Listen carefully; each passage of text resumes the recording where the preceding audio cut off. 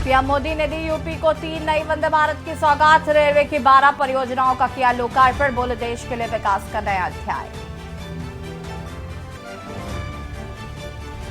प्रदेशवासियों को सीएम योगी की सौगात। नगर विकास विभाग की 11,000 करोड़ की परियोजनाओं का लोकार्पण और शिलान्यास। लोकसभा चुनाव के लिए बसपा की पहली लिस्ट जारी। बिजनौर, मुजफ्फरनगर, पीलीभीत, मुरादाबाद, कन्नौज, अमरोहा से उतारे उम्मीदवार। सभी उम्मीदवार मुस्लिम। सजा के खिलाफ हाईकोर्ट पहुंचे धनंजय सिंह। सजा रद्द करने और फैसला आने तक बेल की लगाई गुहार। अर्जेंसी के आधार सुनवाई की मांग। अवैध हथियार मामले में मुख्तार अंसारी दोषी करार। वाराणसी कोर्ट ने सुनाया फैसला। कल होगा सजा का ऐलान। चंदौली में जमीन विवाद में हत्या का प्रयास। पुलिस से आरोपियों को किया गिरफ्तार। गंभीर हालत में झुलसे युवक को अस्पताल में कराया गया भर्ती। आप देख रहे हैं के न्यूज, खबरों का सारथी। नमस्कार, खबर उत्तर प्रदेश में आप सभी का स्वागत है। मैं हूं आपके साथ यशु शुक्ला और मेरठ से खबर आपको बता देते हैं। जो पर एसटीएफ मेरठ को मिली बड़ी सफलता। 25,000 का इनामी मोनू पंडित गिरफ्तार किया गया है। मोनू का साथी 25,000 गौरव भी दबोचा गया। फरार दोनों छात्रों को पुलिस को थी तलाश। परीक्षा में सेंधमारी मामले में चल रहे थे फरार। पुलिस भर्ती परीक्षा में कराया था पेपर लीक। एसटीएफ मेरठ को मिली बड़ी सफलता। 25,000 का इनामी मोनू पंडित गिरफ्तार कर लिया गया।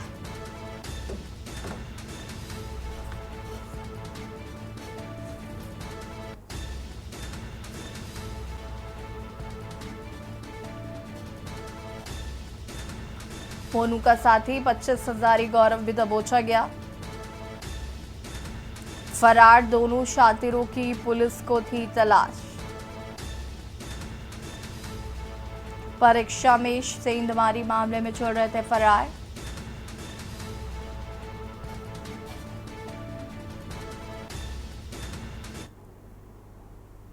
मुरादाबाद से खबर आपको बता देते हैं। जो पर कुंदरकी सीएससी बना अखाड़ा। आशा वर्कर्स और संगनी में हुई मारपीट। जमकर मारपीट का वीडियो वायरल। एक दूसरे पर टिप्पणी और जमकर की मारपीट।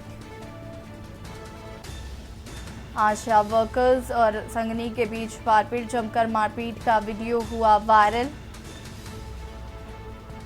एक दूसरे पर टिप्पणी पर जमकर मारपीट।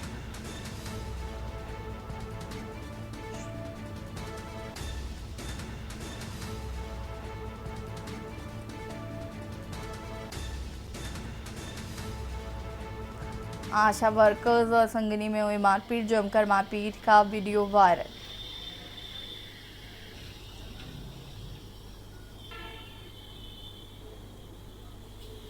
आपका क्या डायमेंशन है? मैं डॉक्टर राजेश उपाध्याय हूँ और MOIC अधीक्षक मुंदरकी। सर, एक वीडियो वायरल हो रही है जिसमें कुछ महिलाएं लड़ती नजर आ रही है। क्या प्रकरण है और क्या अब तक इसमें पाया गया है? ये इनका आपसी विवाद था किसी भी बात को लेकर के। उस समय मैं अस्पताल प्रांगण में मौजूद नहीं था, मैं PSC चेक करने गया हुआ था। इसके बाद में विवाद जब बढ़ा, ये कोतवाली तक भी गई। फिर इन्होंने जो है आपस में कॉम्प्रोमाइज़ कर लिया। अच्छा, कौन लोग थे ये जो लड़ रहे थे? आशा और संगिनी के बीच में लड़ाई हुई है। खबर लखनऊ से है। जहां पर सचिवालय प्रशासन ट्रांसफर के बावजूद कुर्सियों पर जमे अफसरों पर सख्त एक्शन लिया गया है। सचिवालय प्रशासन ने मनमानी करने वाले अफसरों को तत्काल प्रभाव से कार्यमुक्त करने का आदेश जारी कर दिया।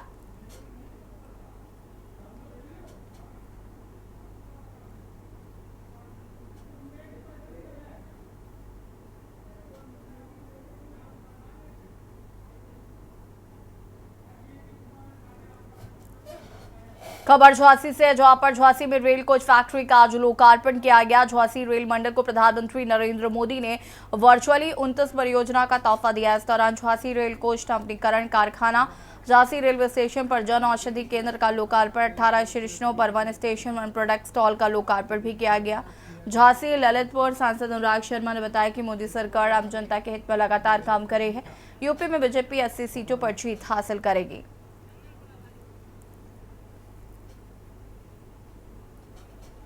क्या संभावना है? अभी अंदाजन इसलिए नहीं दिया जा सकता, कुछ हजार लोगों को तो आराम से मिलेगा ही मिलेगा, क्योंकि हिंदुस्तान का पहला रोबोटिक्स पेंट वर्कशॉप यहाँ खोली गई है। कोशिश ये कर रहे हैं कि हम एक 200 करोड़ के और इन्वेस्टमेंट से बगल में ही एक और कोच की ओवरहॉलिंग की फैसिलिटी कर दें। इससे ये फ़ायदा होगा कि जितनी वंदे भारत, अब 100 से ऊपर वंदे भारत प्रधानमंत्री जी ने तो आज सेंचुरी मार दी, 100 से ज़्यादा वंदे भारत होने लगी हैं, तो इन सभी का हम यहाँ पे नवीकरण कर सकें।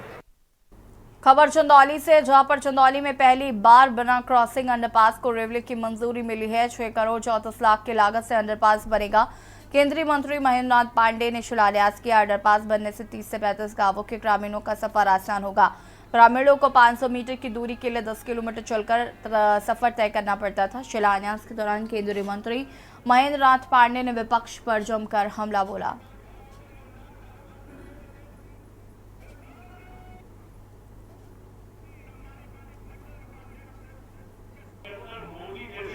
प्रधानमंत्री योगी जैसे तपस्वी मुख्यमंत्री के आने के कारण का राजनीतिक सूखा पड़ा, क्योंकि उनको लगता है कि ये दो साधु ऐसे आ गए हैं जो सेवा के लिए बड़ा रिकॉर्ड कोई नहीं कहा विपक्ष से नहीं कहा कि मोदी जी विपक्ष का 400 पार नहीं हुए, अब भी मान लिया। तो आज उनको ये लगता है कि अगर हम कहीं अपना कदम विरोध नहीं करेंगे तो ये सब हम लोगों का जो परिवार, अपना निजी स्वार्थ, भ्रष्टाचार, गदाचार, सरकार में आगे लूटने की जो हमारी प्रवृत्ति है उस पर अंकुश लगेगा। खबर कन्नौज से, जहां पर एक स्टेशन एक उत्पाद योजना के तहत इतर स्टॉल का उद्घाटन किया गया। पीएम मोदी ने इतर स्टॉल का किया वर्चुअल उद्घाटन। बता दें कि अमृत भारत में कन्नौज रेलवे स्टेशन का चयन हुआ था।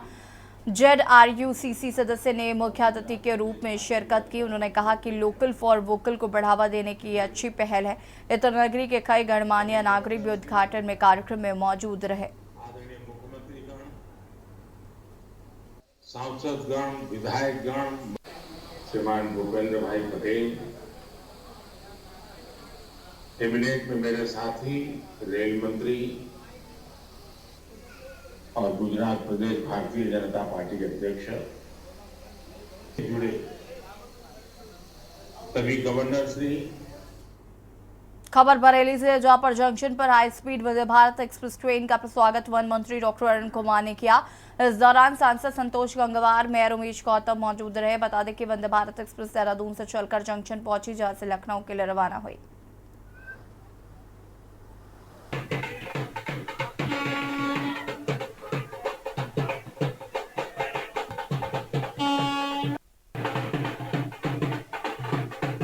वंदे भारत एक्सप्रेस चल रही है आज से, इसकी हमें बहुत खुशी है और बरेली वासियों को यहाँ से हरिद्वार, देहरादून और लखनऊ जाने में आसानी हो जाएगी, समय की बचत होगी।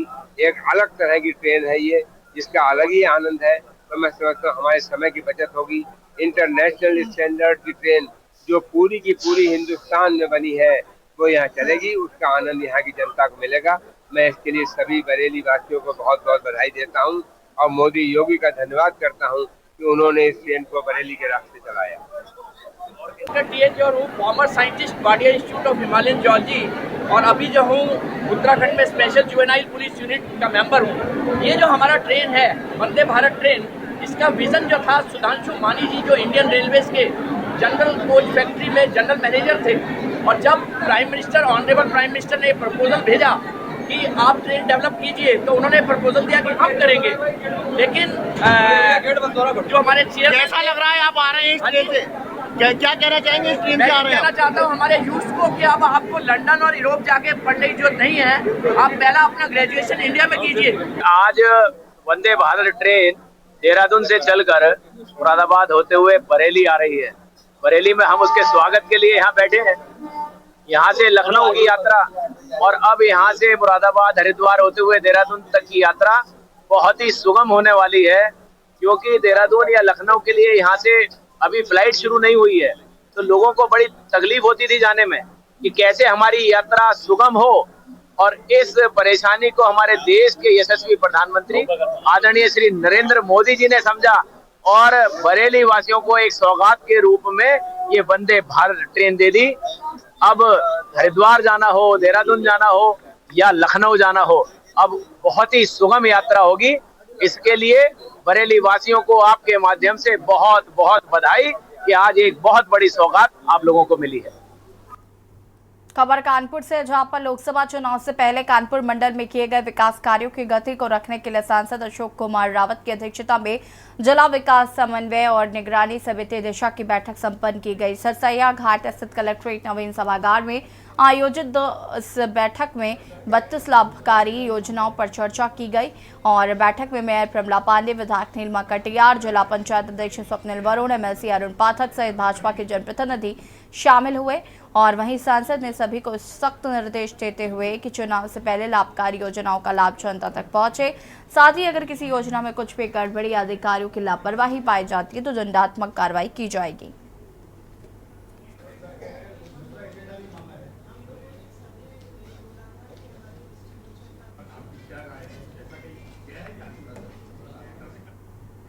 और यहाँ रुकेंगे, छोटे से ब्रेक के लिए जॉल हाजिर होता है। ब्रेक के बाद एक बार फिर से आप सभी का स्वागत है। बाराबंकी जिले से बीजेपी विधायक दिनेश रावत की कार्यशैली को लेकर अब जनता का गुस्सा फूट पड़ा है। हैदरगढ़ की जनता ने मतदान न करने की ठान ली है। यही नहीं, मतदान बहिष्कार के लिए पोस्टर बैनर लगाकर प्रदर्शन कर रहे हैं। विधानसभा हैदरगढ़ के गंजरिया गांव के प्रांतीय खंड लोक निर्माण विभाग की सड़क करीब 10 सालों से नहीं बनी है। थोड़ी सी बारिश में सड़कों पर पानी भर जाता है। इसके साथ साथ सड़कों में इतने ज्यादा गड्ढे हैं कि लोगों का चलना दुश्वार हो गया है। लोग चोटिल भी हो रहे हैं, जिसके चलते गंजरिया गांव के समस्त ग्रामीण सड़कों पर उतरकर भाजपा विधायक दिनेश रावत के खिलाफ नारेबाजी करते नजर आए। वहीं ग्रामीणों का आरोप है कि विधायक दिनेश रावत विधायक बनने के बाद आज तक गांव नहीं आए हैं।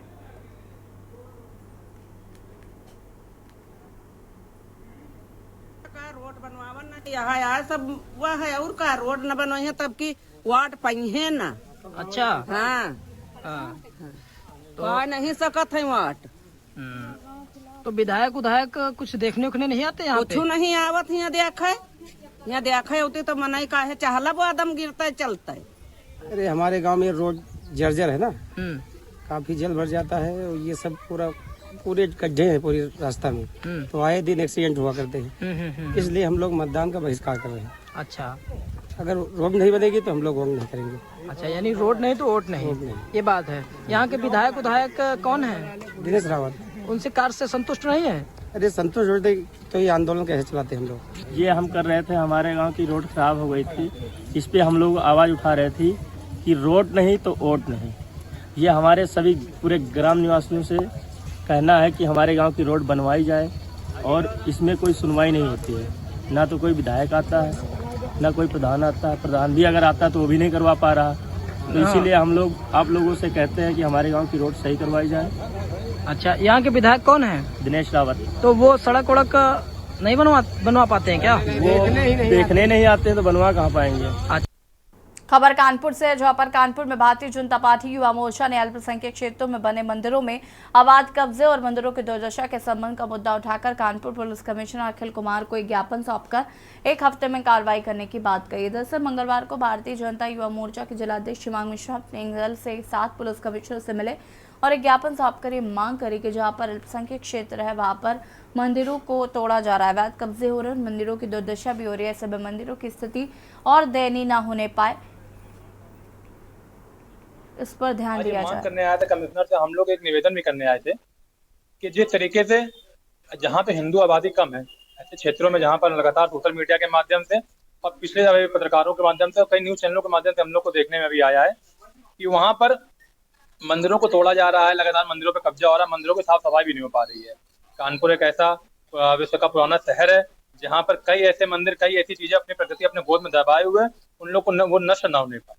लगातार कानपुर उसके लिए जाना जा रहा है और हम लोग एक कमिश्नर साहब से निवेदन करने आए थे कि उनको नष्ट ना होने दें। अगर आपसे ये काम नहीं हो पा रहा है तो भारतीय जनता पार्टी, भारतीय जनता युवा मोर्चा एक अभियान के रूप में, स्वच्छता अभियान के रूप में, एक कार्यक्रम के रूप में बनाकर इसको अपने कार्यकर्ताओं के माध्यम से स्वच्छता अभियान चलाएगी, मंदिरों को साफ करने का प्रयास करेगी। इसके लिए हम लोग ने 1 हफ्ते का समय दिया है। अगर 1 हफ्ते में इस तरीके से काम नहीं कर पाएंगे तो भारतीय जनता युवा मोर्चा इसको एक अभियान के रूप में लेकर खुद ही स्वच्छता अभियान के रूप में प्रत्येक मंदिरों में जाकर वहाँ पर स्वच्छता अभियान का कार्यक्रम। रायबरेली में बने IDTR मोटर ट्रेनिंग स्कूल का परिवहन मंत्री दयाशंकर ने वर्चुअल उद्घाटन किया। मोटर ट्रेनिंग स्कूल की लागत लगभग 20 करोड़ रुपए बताई जा रही है, जो कि काफी सालों से बनकर तैयार हो चुका था। जिले के साथ साथ अन्य लगभग 7-8 जनपद वासियों के लिए ये एक बड़ी सौगात है। रायबरेली वासियों के लिए एक बड़ी सौगात मिली है, जिसका वर्चुअल आज जो परिवहन मंत्री हैं दयाशंकर वर्चुअल उद्घाटन करेंगे, जिसका नाम है IDTR मोटर ट्रेनिंग। यहाँ पर 72 छात्रों के लिए एक हॉस्टल बनाया गया है, जिसमें 72 छात्र रहकर यहाँ से ट्रेनिंग ले सकते हैं। ये RTO की एक बड़ी देन है और यहाँ पर ये लागत है, जिस बिल्डिंग की जो यहाँ का पूरा लागत है वो लगभग 20 करोड़ रुपए लागत से ये पूरा कंप्लीट किया गया है। और ये अब यहाँ पर जो छात्र है वो आएंगे, मोटर ट्रेनिंग लेंगे और वो लेंगे, शिक्षा लेंगे और पूरा फील्ड बनाया गया है। यहाँ पर पूरे तरीके से सारे वाहन उपलब्ध हैं, सारी गाड़ियां उपलब्ध है, चाहे कार से लेके बस तक हो, सब उपलब्ध कराया गया है। और जिस तरह से ये वर्चुअल आज उद्घाटन होने के बाद ये पूरे तरीके से प्लेटफॉर्म पर आ जाएगा और यहाँ के जो छात्र होंगे 72 छात्रों का जो हॉस्टल बनाया गया है, लगातार उसके अलावा भी छात्र यहाँ पर ट्रेनिंग ले सकेंगे। हमारे साथ यहाँ के RTO है RK सरोज साहब, उनसे भी जानने की कोशिश करेंगे कि आखिर इस मोटर ट्रेनिंग स्कूल में क्या क्या सुविधाएं मुहैया होंगी, क्या क्या सुविधाएं यहाँ पे मुहैया होंगी, कैसे वर्चुअल उद्घाटन इसका कौन कर रहा है? माननीय मंत्री जी हमारे कर रहे हैं वर्चुअल, लखनऊ से ही करेंगे और आज के बाद इसको 2-3 दिन के बाद हम यहाँ टेस्टिंग का काम इसी वीक में शुरू करने की पूरी योजना है। और यहाँ पर हॉस्टल की भी व्यवस्था है, जो रहना चाहेंगे उनके लिए लॉजिंग, फूडिंग और ये 72 सीटेड है। इसके अतिरिक्त सिर्फ जो ट्रेनिंग लेना चाहेंगे उनकी कोई संख्या लिमिट नहीं है, उनकी ट्रेनिंग देके उनको सर्टिफिकेट जारी किया जाएगा, फिर ऑल ओवर इंडिया वो कहीं से भी लाइसेंस अपना बनवा सकते हैं। यहाँ पे रायबरेली के अतिरिक्त आसपास के लगभग 8 जनपद हैं जहाँ से ट्रेनिंग और लाइसेंस रिन्यूअल का कार्य यहीं से होगा। तो जैसा कि RTO साहब ने बताया कि यहाँ पे लगभग 7 से 8 जिले ऐसे हैं जो यहाँ से सुविधाएं ले सकते हैं और उनके लाइसेंस रिन्यूअल भी किए जा सकते हैं। तो जिस तरह से इसमें काफी सुविधाएं जो सौगात है, अगल बगल जो जिले हैं, क्षेत्रीय हैं, उनको भी सारी सुविधाएं यहाँ से मिलने वाली है। मनीष अवस्थी, के न्यूज, रायबरेली। खबर अमेठी से, जहां पर आगामी लोकसभा चुनाव और सीए को लेकर जिला प्रशासन अलर्ट है। जो एस कोतवाली क्षेत्र अंतर्गत कई विद्यालयों का जिलाधिकारी नशा अनंत व पुलिस अधीक्षक अनूप कुमार ने किया। जिलाधिकारी ने बताया कि विद्यालयों में पर्याप्त कमरों व उच्च संसाधनों की व्यवस्थाओं का निरीक्षण किया जाना है। चुनाव के दौरान अमेठी जनपद में आने वाले फोर्सेस के रहने की उचित व्यवस्था को लेकर विद्यालयों का निरीक्षण कर संबंधित अधिकारियों को दिशा निर्देश दिए गए। चुनाव की तैयारियों को लेकर ट्रेनिंग की व्यवस्था शुरू की गई है। आज जायस के क्षेत्र में हम SP साहब भी साथ में हैं। हम लोग जो पोलिंग सेंटर्स हैं, हमारे इलेक्शन की तैयारियां हम उस बिंदु से देख रहे हैं। हर जगह AMF की फैसिलिटी है कि नहीं, पर्याप्त कमरों में जगह है, फोर्स के रुकने की जगह है, और जहां पे हमें कमियां कुछ मिली हैं उसके लिए हमने दिशा निर्देश दिए हैं। मैम अगर चुनाव हो रहा है, चुनाव की क्या तैयारी है? क्या सॉरी? चुनाव को लेकर क्या तैयारी है? चुनाव के लिए सारी तैयारियां हैं। हमारी ट्रेनिंग जल्दी शुरू होने वाली है। MCC के संबंध में सभी की ट्रेनिंग हो चुकी है, ड्यूटी सभी लग चुकी हैं। बस हम लोग भी इंतजार में हैं कब नोटिफिकेशन है।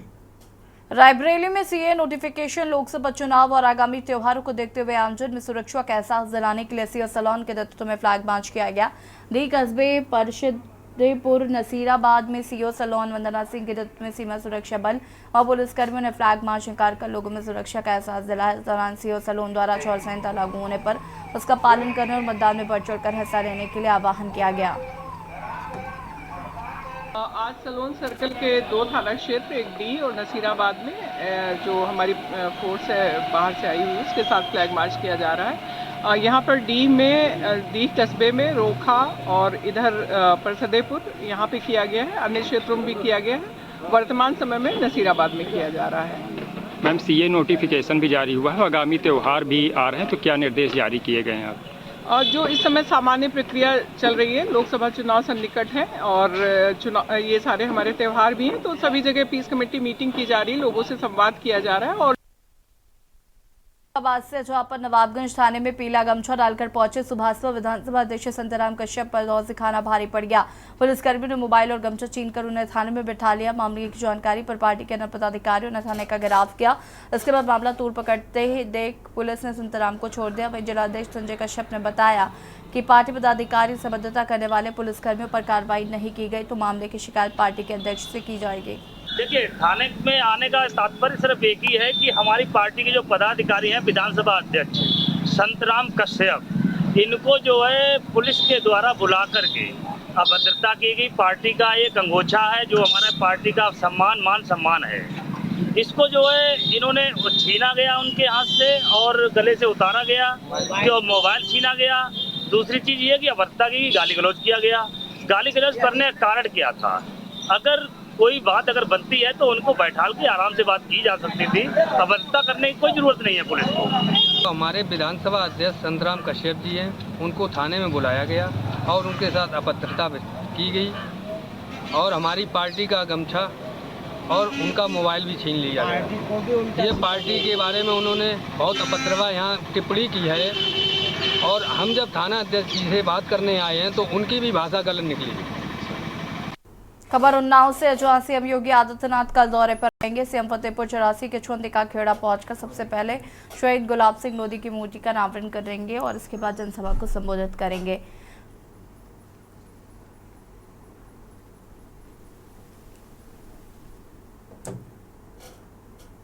खबर उत्तर प्रदेश में फिलहाल इतना ही। देखते रहिए के न्यूज़ इंडिया। नमस्कार।